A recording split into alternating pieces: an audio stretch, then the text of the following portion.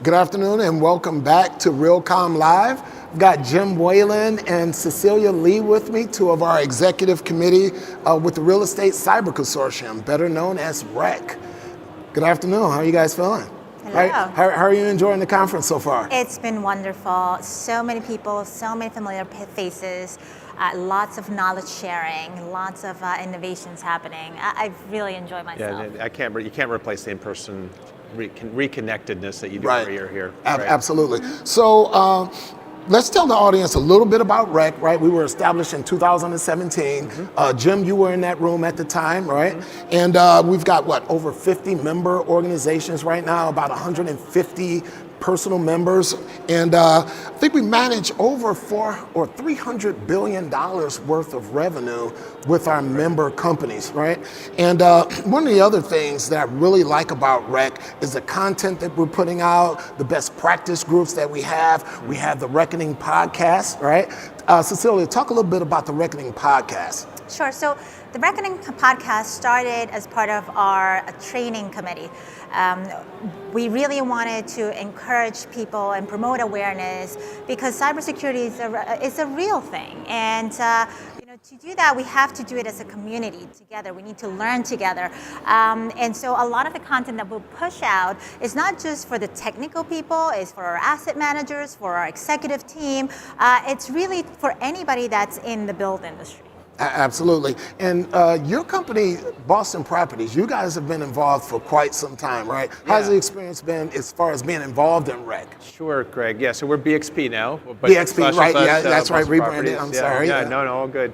But we started this journey. It was 10 years ago, right? So San Jose, there was a group of people that stayed after Realcomm and said we need to do something as a collective. Right. To start this, and it was really that was the nugget that started this journey. Yes. And I think that the thing for us is that we shouldn't each be reinventing the wheel. Absolutely. Like this is a communal, threat challenge that we have to face. It's not competitive. It's not a competitive advantage in any way. Right. And what happens to you affects me. Exactly. So that's one. So I think for us, it's about continuing to kind of get reference points.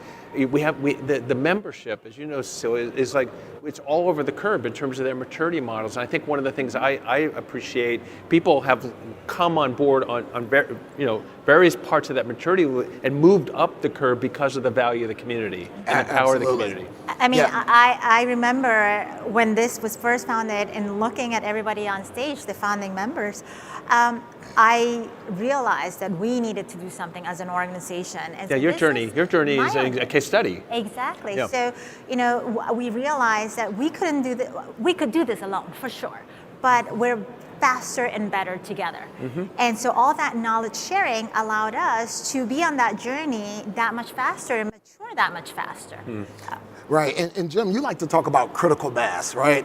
And that's one of the things that I've been talking to potential members about is that we're trying to create this critical mass within REC to try to impact the industry, right? Not only our members, but also the industry. We've got a couple initiatives going on, one of which is the OPR, right? The Owner's Project Requirements Document that we're trying to pass down to the construction industry and promote that collaboration between IT and facilities. And we talked about it yesterday in the Cyber Forum. What did you guys get out of that? I can't wait for it. I mean, I know we have our specs, but I need to improve them even further. So you think about this, the improvements we need to make in the development construction cycle. As you live and read this, absolutely. It's like, so how do we do that, Greg, and how do we do that together? So I'm looking forward to having that as a reference point that I can improve what we're already doing. Right, and you always talk about collaboration, and Cecilia, you do also. And one of the things that we're doing with that OPR is after it's complete, we have our REC members, a group of our REC members that have been basically hand selected, right? Who are going to get their eyes on it before it goes out to our membership, right? And that's one of the things that we're trying to promote to potential members is we're not going to put out content that's not relevant to the entire spectrum, right? Everyone's on a different journey, right? So we cover IT to OT and everyone in between. Absolutely. Right? And to your point on things that are relevant, one of the topics that are so very relevant today is the vendor risk management as an example. So those are topics that we discuss during our monthly meetings, our annual meeting. And so that's the key, right? Talking about things that are happening today that is impacting all of us. Right. Speaking of which, AI. So what did you guys get out of the whole AI symposium, I like to call it, all right, which was yesterday? Things are moving very fast, and so we have to catch up. Or actually, we need to ensure that our systems are locked down because AI is not stopping. Yeah, so it's managing. To me, it's about, again, we're early innings. It's about managing the boundaries or the blurred boundaries, and how do you do that securely? How do you do that thoughtfully, Greg, in the journey? And it's going to affect. AI is going to be applied to our facilities. Yeah. Oh, yes. Not just our enterprises. And so, how do we manage that as a community going forward in a secure way? So I'm excited about the new chapter. It's a new chapter that we have as technologists. Yeah, it's definitely a very exciting moment. There's so much. I feel like AI kind of sparked innovation this year more so than in the last couple of years. And so with that, cybersecurity is going to play a big part as well. Right, because now we've got one of our members who is really, really into data governance, right? And that's one of the pieces that you have to connect and merge with AI, right? Because it's garbage in, garbage out, right? It's foundational. Exactly. It's definitely foundational. And these are the messages that we're trying to get out to our membership when you talk about some of the standards that we're trying to push, right? And I look at just every year, Greg, and the cyber forum we had yesterday, the content just gets elevated and elevated every year. And we just had a packed agenda that provided context, like Bill Crum being our keynote, former NSA, and just the gravitas that he had bringing with what he's done in his career, to case studies that are like continuous pen testing and OT tabletops that from our practitioners on our leadership board. So the whole, you walk out of the room with context, a sense of urgency. At the end I was kind of saying that I get antsy because I'm hearing this messaging. What are we doing? What aren't we doing? What do we need to do more? Absolutely. Right? And that's all about the collective, right? People joining who don't have to create the wheel, right? And people who understand that at the end of the day, there's an entire community that can help me along with my journey. And I know you were about to add a little color to what Jim said. Yeah, no, I was just going to say, so many people walked up to me today and said, you know what, I walked out with so many nuggets that I'm going to go home and I'm going to do it, right? And I did too. Everyone's on the journey and you're getting takeaways that you can bring back. And the sharing of information. Hey, I heard that this is, that you guys are working on this.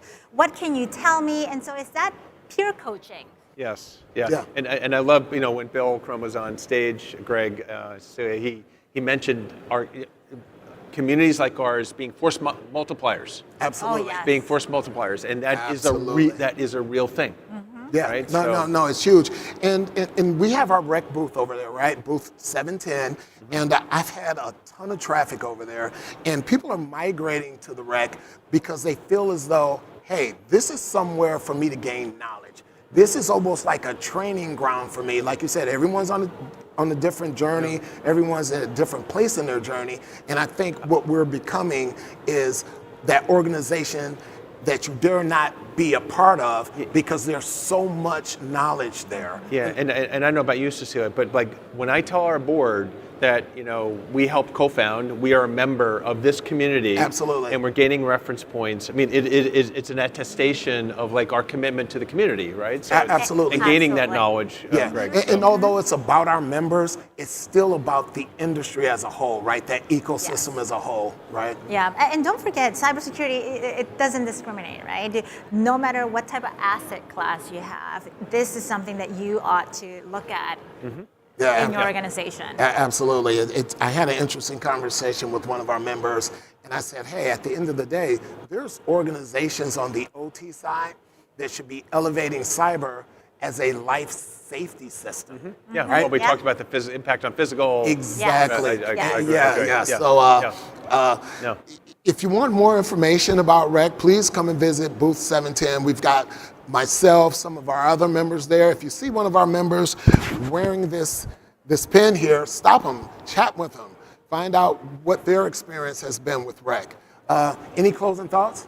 No, I just join the community. There you go. Join the community. Find us on LinkedIn. We have a podcast. It's on Spotify. Absolutely. And like you said, if you find us, ask questions. We're here to chat. Absolutely. Thank you very much, guys. Thank And with you. that, that's a wrap.